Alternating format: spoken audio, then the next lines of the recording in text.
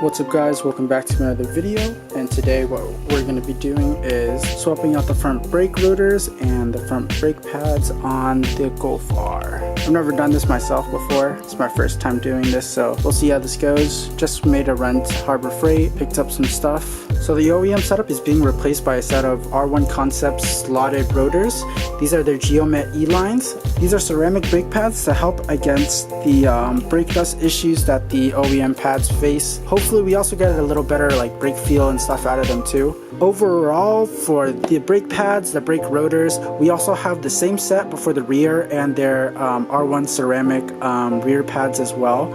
Overall, this and the rears all cost me $300, just about under $300. I'm hoping that, you know, it's a decent upgrade for $300. Obviously, due to the price, I'm not expecting it to be the best setup, but if you're looking for, you know, a budget setup and your budget is like under $500, I would definitely take a look at R1 Concepts. They always seem to run 20% offs, and if you sign up for their like promo codes or whatever, sometimes it's even like a 30% off too. I got mine with a 20% off deal, which is how it came out to be under $300 for the entire set. As promised, here are the jack stands. Finally got some today, so we'll go ahead and jack up the car, use these jack stands, and yeah, let's get to it. Wheel is off and car's jacked up. As you can see right here, these OEM pads are basically gone. There is a pretty visible lip on here as well, so that's the reason why we're replacing these. First step is to remove this nut right here. This is a 13, so this is a setup we've got going on right now. We've got the clamps, they're leaning up against the little hub right there. Got the ratchet going. The nut up top does move, as you can see when I move the ratchet. Notice it bumps into the hub right there, and it allows it for some leverage so that I can turn it just like that.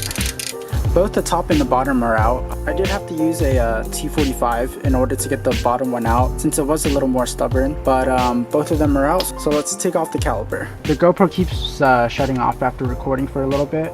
I don't know what's going on with it. Definitely looking to get an upgrade in the future, but like I said, we've popped off that bottom, the bottom and the top one right here. We can remove this 30, and while you're removing these, make sure these brake lines, you don't want them to get too tight. Ooh, wow, this thing is a lot heavier than I thought it was, but yeah, there it is. I'm gonna find something to hook it up top here and let it sit for now. Probably should have bought bungees while I was at Harbor Freight, but zip tie should do. Let's make it longer actually.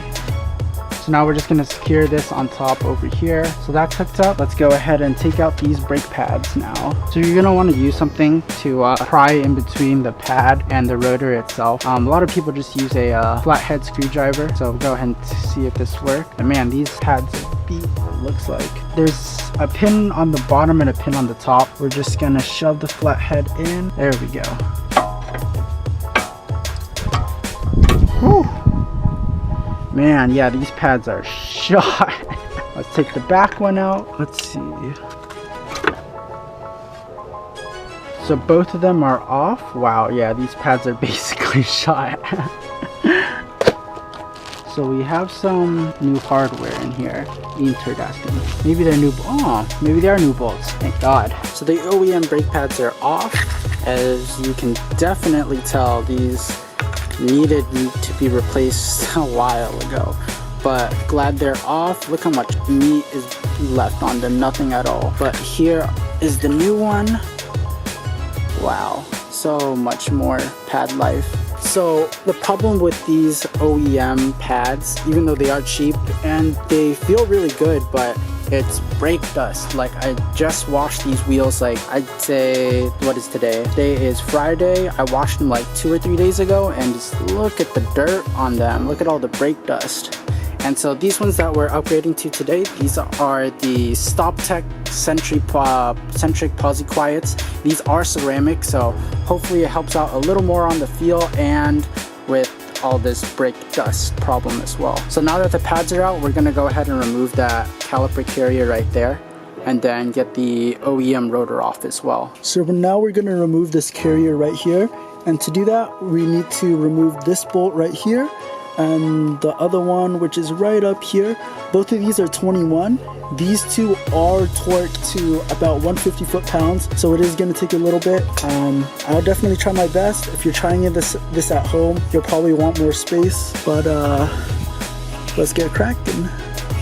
So the first one is cracked. Working on the second one right now. God damn, these things are tough. Whoa, oops. No damage, we're good. Stupid on my part, but so now these both are out. I don't think you have to replace these, but I went ahead and bought new ones anyway just in case. Let's try T30. I think that might work. Perfect. So the set screw is out, and now we can remove the rotor.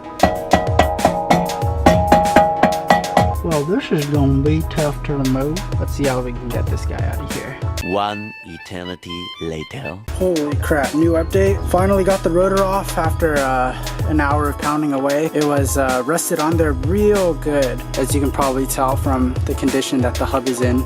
But thank God that this is off. And then now we can go ahead and put on the new rotors and pads.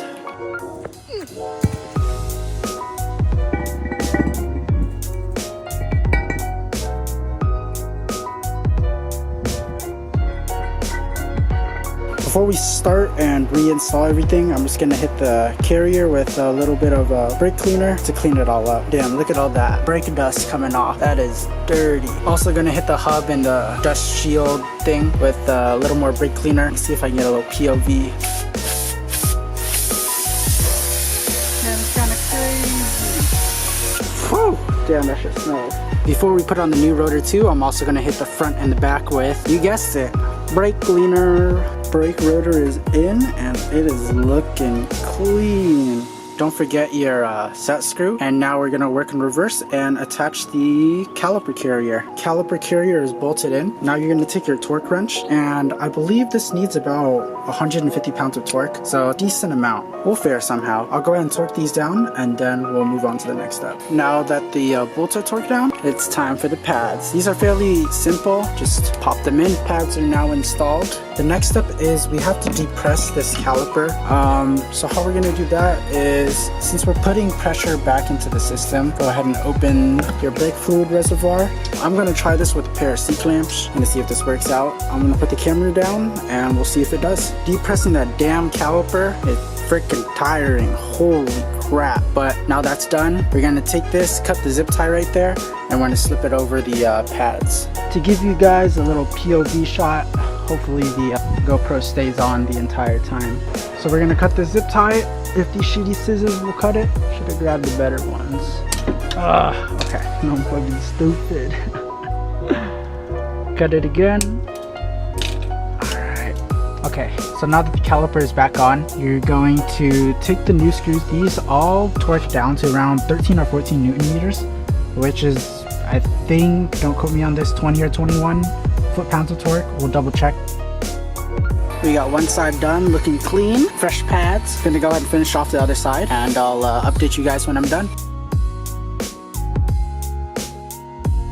Passenger side is finally done, and the car is basically good to go. Just gotta put the wheels on, torque down the lugs and everything. Finally done. Holy crap. I think the hardest part about this was probably, honestly, number one, this rotor in specific was really rusted. I swung at it and would not come off. Tried for a couple, like an hour and a half. At one point, just sprayed the whole thing with WD-40, and then I just swung at it with all of my might, and it finally came off. Depressing the piston back into the caliper took a lot of strength, but I mean, ease what it is. This side, basically the same thing too. This side, for some reason, this rotor wasn't as rusted as the other one, so this one popped off really fast. Hardest thing about this side was probably, again, that piston compressing it back in. I started this at 10 this morning, and now it's 4. For the first time, you know, it took a long time, but yeah, that's that. Happy that I was able to do it by myself, obviously. Everything's a learning experience, and even though it took a long time, it was really fun, but probably gonna put on the wheels now